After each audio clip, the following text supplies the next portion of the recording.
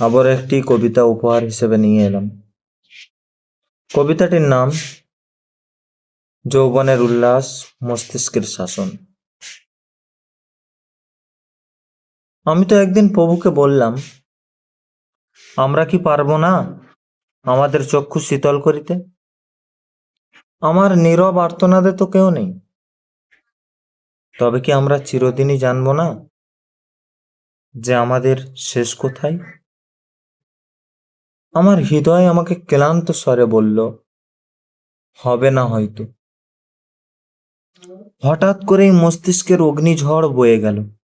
শাসিত কণ্ঠে সে আমাকে বলল, কেমন পুরুষ তুমি? প্রভুর দেওয়া দান ভুলে গেলে? ভুলে গেলে দায়িত্ব, কর্ম, শ্রম, ধৈর্য? তোমার কি লজ্জা হয় না? বাবার রক্তে গড়লে তুমি।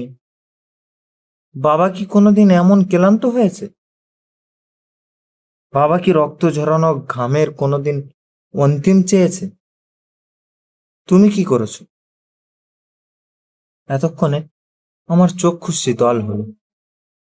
বয়ে গেল মুষল ধারায় বৃষ্টি। এবার আমি কৃতজ্ঞ হলাম প্রভুর নিকট। বুদ্ধি দিলে দিলে যৌবন।